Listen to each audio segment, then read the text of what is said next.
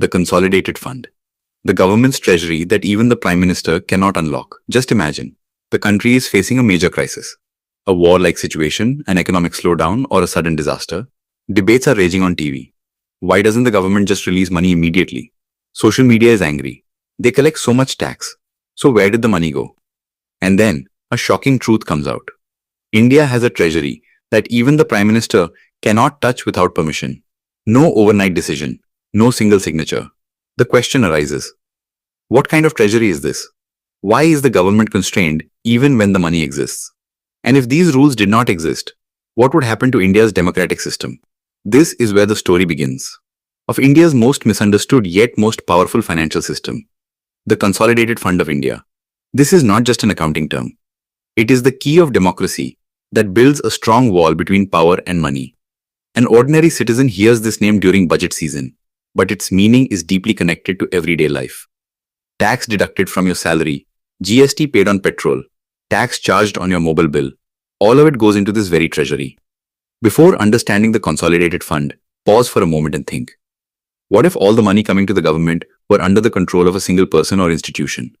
History is proof that wherever power and money came together, without checks, corruption, dictatorship, and economic collapse followed. India's constitution makers clearly saw this danger. That is why, immediately after independence, they created a system where government money is spent not by the government's will, but with Parliament's approval. India's Consolidated Fund, known in English as the Consolidated Fund of India, is established under Article 266(1) of the Constitution. In simple terms, it is the main bank account of the Government of India. All government earnings, whether income tax, GST, customs duty, or excise duty, first land in this Consolidated Fund. Not just taxes, but non-tax income as well, such as dividends from public sector companies, fees, fines, and even loans taken by the government are deposited into this account. Now here comes an interesting turn. Generally, people think loans and income are two separate things. But in government finance, both pass through the same treasury. When the government raises money by issuing bonds in the market or takes loans from foreign institutions, that money also first goes into the Consolidated Fund. And from there, the government meets its expenses. Now the question is, what is this treasury spent on? The answer is, almost everything. Salaries of government employees, pensions, defense expenditure, infrastructure projects, roads, railways, defense, education, healthcare, everything. Even the payment of interest and principal on old loans comes from here. In other words, every major government expense is linked to the Consolidated Fund. But the real story begins here. The Constitution clearly states that not a single rupee can be withdrawn from the Consolidated Fund without Parliament's approval.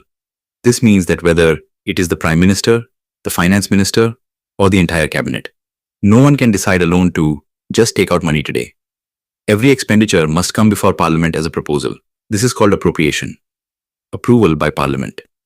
You might be wondering, is this just a paperwork formality? Absolutely not. This is the very process that makes the government accountable. The long debates during the budget, the cut motions, discussions, and voting. All happen because of this. Parliament decides where, how much, and how public money will be used. This is where those words connect that we hear repeatedly during the budget. Revenue, capital expenditure, fiscal deficit. When the government says its revenue is a certain amount, it means the income coming into the Consolidated Fund. When capital expenditure is discussed, it means spending from this treasury that creates future assets, like highways, railway lines, and power plants. And when fiscal deficit is talked about, it actually shows the gap between the money coming into the Consolidated Fund and the expenditure from it.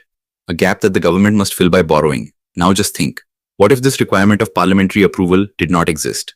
Any government could distribute money arbitrarily before elections. No planning, no accountability. That is exactly why the constitution makers locked this treasury and handed the key to Parliament, not to any single leader. If we look back in history, many countries did not have such safeguards. There, rulers treated the treasury as their personal vault. India learned from that mistake.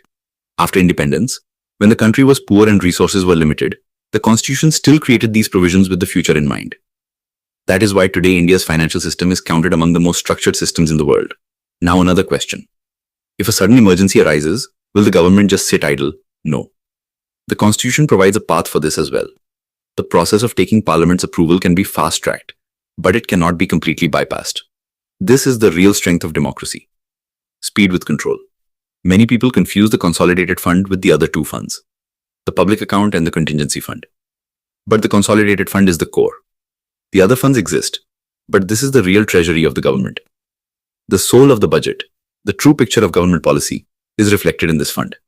When you hear on the news that the government has presented a budget of so many lakh crores, it is actually a roadmap of how the money coming into the consolidated fund and going out of it will be managed. This is not just a numbers game. It is a contract of trust between the government and the people.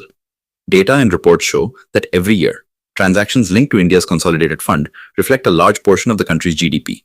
That is why credit rating agencies, foreign investors, the IMF, and the World Bank closely watch India's budget and the state of the consolidated fund. Because this shows how disciplined the government is, how sustainable its spending is, and what economic stability will look like in the future. Today, when you pay taxes and wonder, where is my money going? The answer is that it is going into India's consolidated fund. And before it is spent, it passes through Parliament's scrutiny. That is why even if the system is not perfect, it is not completely arbitrary either. In the end, a simple question. Is the consolidated fund only the government's treasury? No. In reality, it is the people's treasury, guarded by the government and overseen by Parliament. Even the Prime Minister is only a trustee here, not the owner. And perhaps this is what makes India's democracy different and stronger than many other systems. So the next time the budget is presented, or someone says, the government has plenty of money, remember, this money lies in a treasury locked by law. And the key to that lock is held by the representatives of the people. That is India's consolidated fund, the government's treasury, but on the people's terms. If our video has taught you something new, do not forget to like and share this video so that this information can reach others as well. Your likes and shares are a source of inspiration for us. If you have any questions or suggestions, please let us know in the comments. It will be our honor to answer your questions and listen to suggestions. And yes, if you like our content, subscribe to the channel and press the bell icon so that you stay connected with every new story. Thank you. GRT Business YouTube channel sources, news from various news agencies, opinion polls and other public sources. We try to ensure that every report and summary is accurate and verified, but we are not responsible for any dispute or error. Our aim is only to provide you with accurate information.